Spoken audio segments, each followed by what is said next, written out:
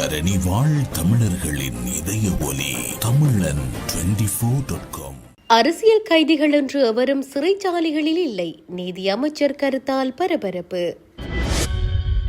இரத்த பரிசோதனைக்கு அதிக கட்டணம். யாழ் தனியார் ஆய்வுக்கூடத்திற்கு 30 லட்சம் அபராதம்.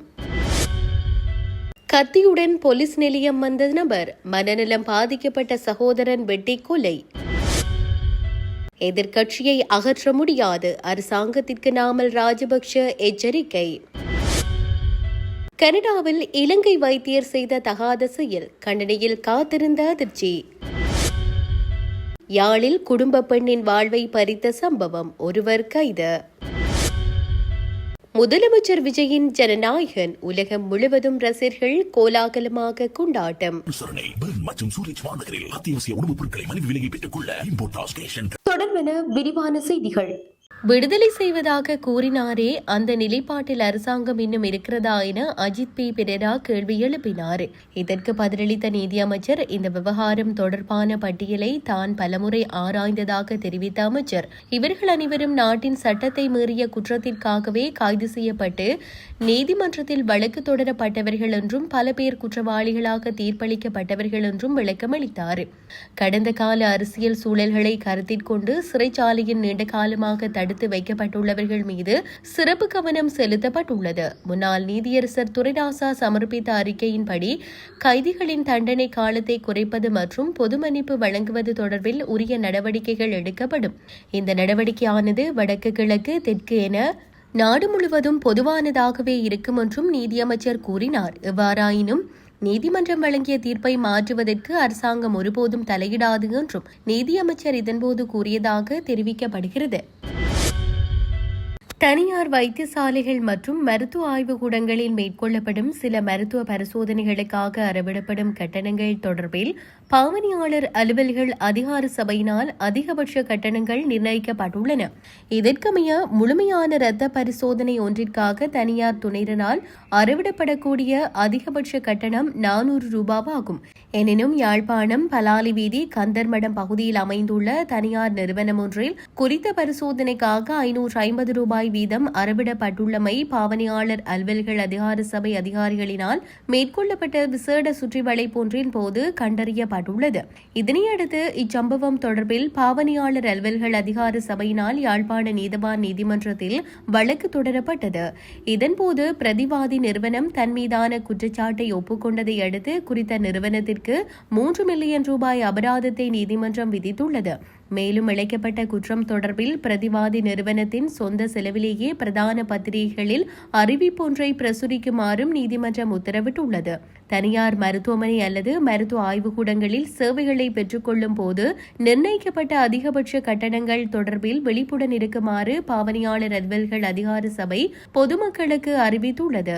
நீங்கள் செலுத்தும் பணத்திற்கு சரியான பட்டியல் அல்லது பற்றுச்சீட்டை பெற்றுக்கொள்வது உங்களது நுகர்வோர் உரிமையாகும் எனவும் தேவையான சந்தர்ப்பங்கள் அதனை ஒரு முக்கிய சான்றாக பயன்படுத்த முடியும் எனவும் அதிகார சபை வலியுறுத்தியுள்ளது. நிர்ணயிக்கப்பட்ட அதிகபட்ச கட்டணத்தை விட கூடுதலாக பணம் அறவிடப்படும் சந்தர்ப்பங்கள் தொடர்பில் அலுவலக நேரங்களில் 1977 என்ற அவசர தொலைபேசி இலக்கத்தினூடாக பாவனையாளர் அலுவல்கள் அதிகார சபைக்கு முறைப்பாடு அளிக்க முடியும் என தெரிவிக்கப்பட்டுள்ளது. மனநலம் பாதிக்கப்பட்டிருந்த தனது சகோதரனை கொலை செய்துவிட்டதாக ஒப்புக்கொண்டு நபர் ஒருவர் ஆராய்ச்சி கட்டுவ போலீஸ் நிலையத்தில் சரணடைந்துள்ளார். கையில் கத்தியுடன் நேற்று பிற்பகல் சுமார் 2:10 மணியளவில் ஆராய்ச்சி கட்டுவ போலீஸ் நிலையத்திற்கு சென்ற குறித்த நபர் தனது சகோதரனை கொலை செய்துவிட்டதாக போலீஸ் அதிகாரிகளிடம் தெரிவித்துள்ளார். இதனைத் தொடர்ந்து சம்பவம் தொடர்பில் விசாரணைகளை ஆரம்பித்த போலீசார் ராஜகடலுவ பகுதியில் அமைந்துள்ள குறித்த வீட்டிற்கு சென்றுள்ளனர். அங்கு கட்டிலில் பலத்த வெட்டுக்காயங்களுடன் உயிரிழந்த நிலையில் ஒருவரின் சடலம் காணப்பட்டதாக போலீசார் தெரிவித்துள்ளனர். உயிரிழந்தவர் ராஜகடலுவ பகுதியைச் சேர்ந்த டுலேன் அசங் என அடையாளம் காணப்பட்டுள்ளார். ஆரம்பகட்ட விசாரணைகளின்படி உயிரிழந்த நபரை பகல் நேரத்தில் பராமரித்து வந்தவர் குறித்த சந்தேக நபர் என தெரியவந்துள்ளது. சம்பவம் தொடர்பில் சந்தேக நபர் கைது செய்யப்பட்டுள்ளதுடன் நீதவான் பரிசீலனைகளின் பின்னர் ஆராய்ச்சி கட்டுவ போலீசார் மேலதிக விசாரணைகளை முன்னெடுத்து வருகின்றனர். கனடாவின் டொரண்டோவில் உள்ள முன்னணி குழந்தைகள் நல மருத்துவமனையில் பணியாற்றிய இலங்கை வம்சாவளியைச் சேர்ந்த மருத்துவர் ஒருவர் குழந்தைகள் தொடர்பான பாலியல் துர்நடத்தை மற்றும் சுரண்டல்கள் உள்ளடங்கலை வைத்திருந்ததாகவும் அவற்றை அணுகியதாகவும் அவர் கைது செய்யப்பட்டுள்ளார். கைது செய்யப்பட்டவர் 44 வயதுடைய இலங்கை வம்சாவளியைச் சேர்ந்த மருத்துவர் ஆவார். டொரண்டோ போலீசாரின் இணையவழி குழந்தை துஷ்பிரயோக விசாரணை பிரிவு நடத்திய விசாரணையை தொடர்ந்து அவர் கைது செய்யப்பட்டார். இந்த விசாரணை 2026 ஜனவரியில் தொடங்கியதென்று தெரிவித்துள்ளது. பின்னர் பிப்ரவரி மாதம் போலீசார் சம்பந்தப்பட்ட மருத்துவமனையிலும் சந்தேக நபரின் சொந்த வீட்டிலும் சோதனை நடத்த நடவடிக்கை எடுத்தனர். அங்கு அவர் பணியிடத்தில் பயன்படுத்திய கணனி உட்பட பல மின்னணு சாதனங்களை அவர்கள் கைப்பற்றியுள்ளனர். பாலியல் துஷ்பிரயோக பொருட்களை வைத்திருந்த மற்றும் அவற்றை இணையம் மூலம் பெற்ற குற்றச்சாட்டுகளின் பேரில் சந்தேக நபர் ஒன்றாரியோ உயர்நீதிமன்றத்தில் ஆஜராக இருந்தார். இருப்பினும் அவர் மீதான குற்றச்சாட்டுகள் நீதிமன்றத்தில் இன்னும் உறுதி செய்யப்படவில்லை.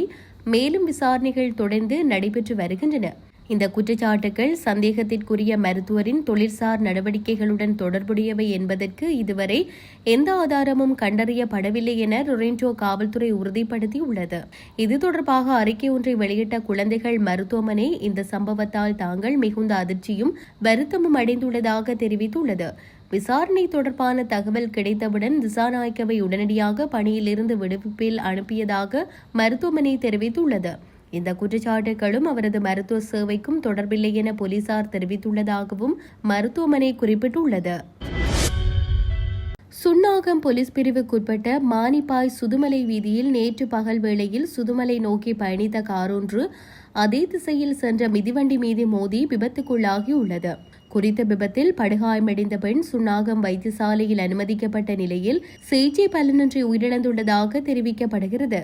குறித்த விபத்தில் உயிரிழந்தவர் சுதுமலை தாவடி பகுதியைச் சேர்ந்த 52 வயதுடைய பெண் என தெரியவந்துள்ளது. சம்பவத்துடன் தொடர்புடைய காரின் சாரதி கைது செய்யப்பட்டுள்ளார். சம்பவம் தொடர்பில் போலீசார் மேலதிக விசாரணைகளில் ஈடுபட்டு வருகின்றனர். எதிர்க்கட்சியை அகற்றிவிடலாம் என அரசாங்கம் நினைத்தால் அது பெரும் தவறான எண்ணமாகும் என நாடாளுமன்ற உறுப்பினர் நாமல் ராஜபக்ஷ தெரிவித்துள்ளார். பொதுக்கூட்டம் ஒன்றில் உரையாற்றிய போதே அவர் இதனை குறிப்பிட்டார்.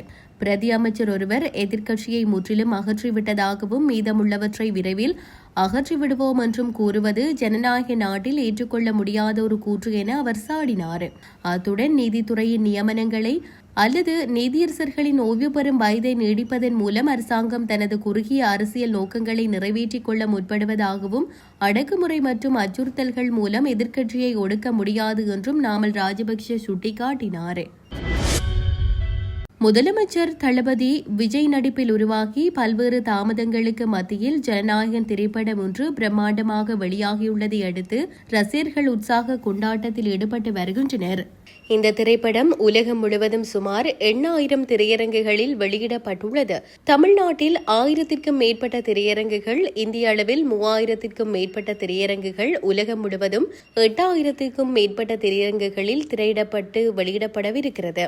ஜனநாயகன் திரைப்படம் திரையிடப்படவுள்ளதை முன்னிட்டு குமரி, கேரள எல்லை பகுதியில் உள்ள திரையரங்குகளில் ரசிகர்கள் கோலாகலமாக கொண்டாடி வருகின்றனர்.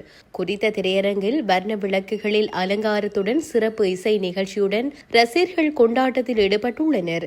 இதனைத் தொடர்ந்து அதிகாலை முதலே திரையரங்கிற்கு வெளியே திரண்ட ரசிகர்கள் ஆடல் பாடலுடன் திரைப்படத்தின் வருகையை உற்சாகமாக கொண்டாடி வருகின்றனர்.